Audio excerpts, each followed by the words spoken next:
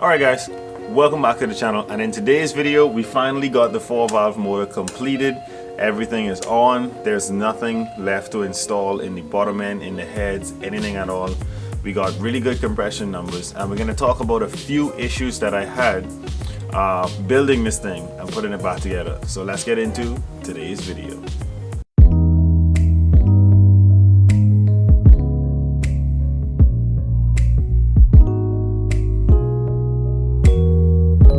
Alright guys, like I said, as you can see, the motor is completed, it's together, it's not missing any parts or anything like that.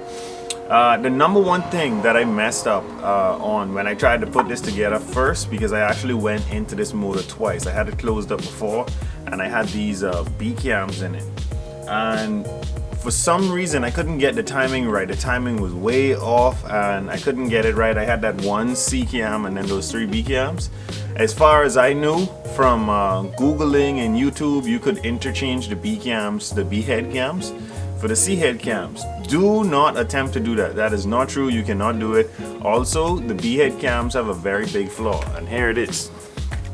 This is a B cam, and if you see, you cannot rotate the primary, the big gear.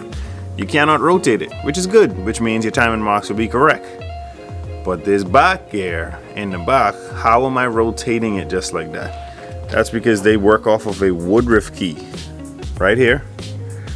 See if I can get zoomed in on that. It works off of a Woodruff key right there, and it's missing, or I don't know if this cam is just broken or what, but guys, do not, I repeat, do not put B cams in a C head motor. It makes the job really bad, and you don't want to end up in a situation like this where that secondary cam gear, the sprocket, is turning. You do not want to make that mistake. If you time your motor this way, I had a lot of issues. Good thing I didn't put this motor in the car that way. Now I have 4 C head cams in it. The reason why I tried to put these in, these cams appear to be in better condition. They're not as scored as my C head cams. My C head cams, I think they got scored up like that because I left those heads outside, and obviously the weather's gonna get to them. Even though I had them in garbage bags and everything, the heat cold process of every day, it is gonna bother them. So I think that was the issue. So number one, do not put B head cams in your C head motor. Number 2, a very big issue that I feel like a lot of you guys are not going to make this mistake, even though I made this mistake, is the thrust washer.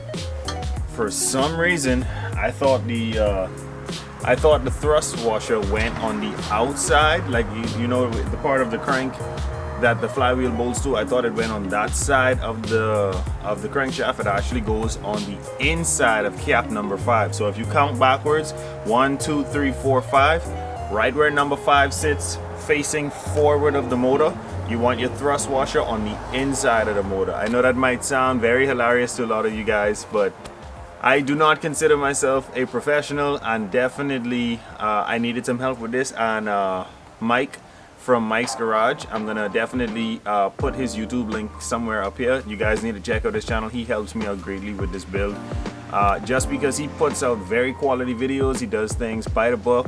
All the torque specs, all the torque sequences, anything you want to know about a 4-valve motor, I'm pretty sure it's right there on this channel.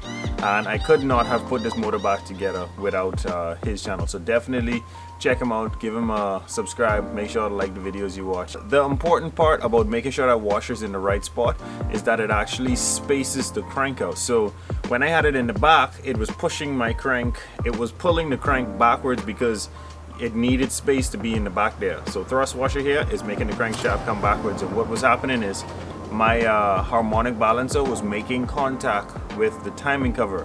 Very bad situation. It's a good thing I caught that and opened the motor back up, put the thrust washer in the right spot, and now everything is sitting perfectly, and I have no issues with my block, and pretty much I'm good to go.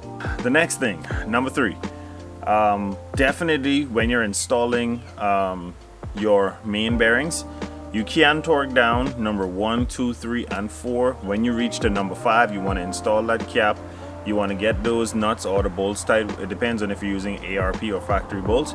You want to get them snug, and then you want to put some positive pressure between the cap and the crankshaft counterweight. So you want to spin the crankshaft to where the counterweight is up and against number 5, and then you want to pry against that counterweight to push the crankshaft forward, and then you want to torque down your number 5 cap. What's this going to do is it's going to set your end play for your crankshaft. It's actually, I think they said it's going to give your crankshaft more room, so that if you're using an automatic transmission, it gives the crankshaft more area for the torque converter to balloon.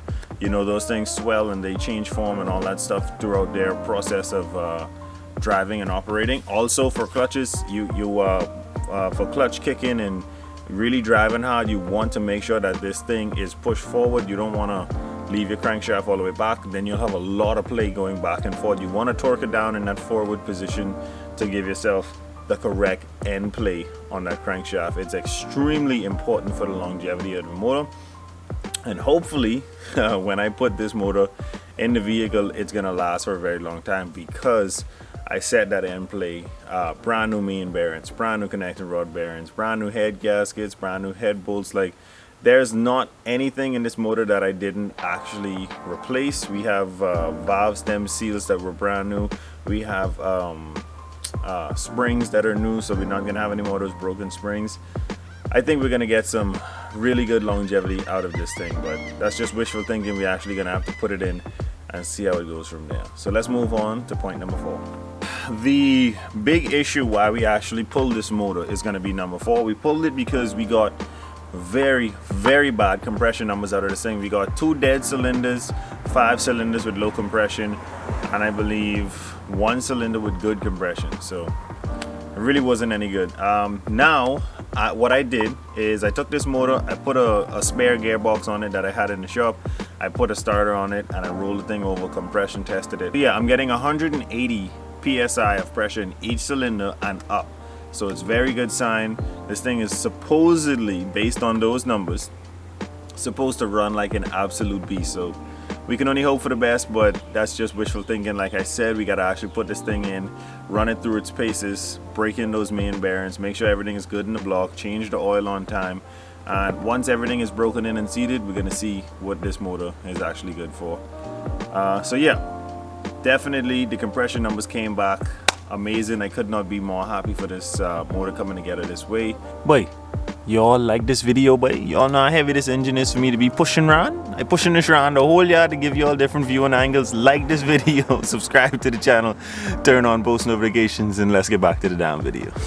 So this might come to a lot of you, like I said, just like the thrust washer, like a no-brainer, but number 5 is about timing these motors.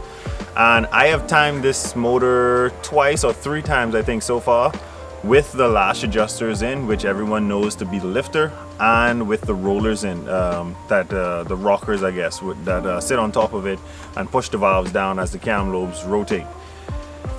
By far, the easiest way that I have found to time these has been removing the lash adjusters, removing the rockers or rollers, whatever you want to call them, and getting everything proper, because that way you're not fighting the cam lobe when it's time to time it. You can get everything extremely precise, and then it's super easy to put in those lash adjusters, which are the lifters.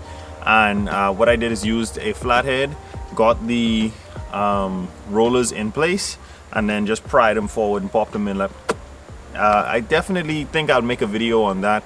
That might be some valuable information about anyone wanting to know how to time these motors.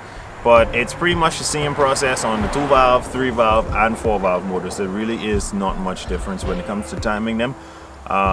Everybody knows that there's a dot on this end that points up. There's a indicator on this end that points to the crank. The crankshaft points back up to this cam. It's fairly easy. 4-valve motors definitely a little trickier because you have 4 cams, but not much. But yes, timing these motors, do not time these motors with the lash adjusters in. Do not time them with the rollers or rockers in. It's much more of a headache. Also, do not tighten down your cams with the lash adjusters and the rollers in, because you will not get the correct torque specs.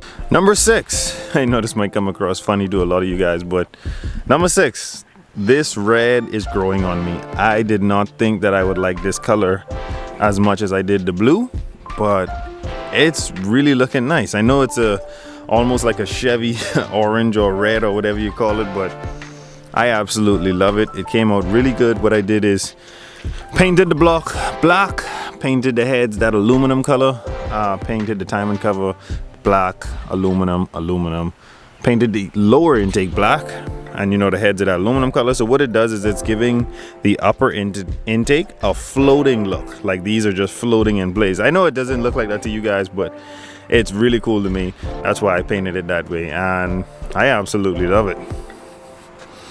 On to point number 7. Speaking of paint, whilst we were talking about the motor, we cannot put this thing in right away. I've been fighting the urge to just be lazy and slap this thing back in the car and do some donuts and have some fun with it, but I'm gonna be cutting out those rust spots in the engine bay, welding in a fresh plate of metal in there so that it doesn't rust. I'm gonna prime the entire engine bay. I'm gonna paint the entire engine bay.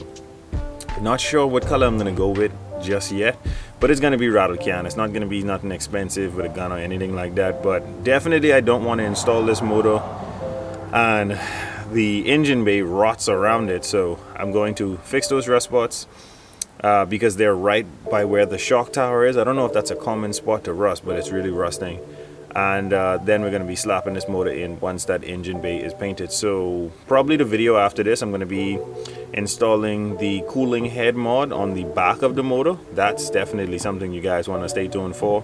And then we're going to be painting the engine bay, and from there we should be installing this motor, which is going to be very, very exciting. So let's move on to point number 8. Point number 8, and I know I've already stated this, I know I've already said it, but I'm gonna say it again, and this is just how important this is to me. There's really been no other channel that has been more important to me putting this motor together than Mike's Garage, guys. Mike's Garage, I'm gonna have his thing linked up somewhere here. I'm also gonna have it in the description. Make sure if you have a 2-valve, a 3-valve, or a 4-valve motor, they're pretty much the same. There's just some slight differences between them. You want to subscribe to his channel and turn on post notifications, which is hitting that bell next to the subscribe button. In his comment section, takes him about 30 minutes. He's like a machine. He answers back right away. And like I said, without him, I would not have this motor together properly to date. So definitely a lot of thanks to you, Mike, and continue doing what you're doing. You're making some really good, informative videos about these motors, and I couldn't be more appreciative of what you're doing by giving us that information. So thank you so much. All right, guys, that's pretty much all I have for you guys for today. This 4-valve motor has definitely come a very, very long way, and it would not be that way without you guys pushing me to do even better and better things here on this channel. So until next time, make sure to like, share, and subscribe. Always remember, don't drift without your dreams, and I'll catch you guys on the next one.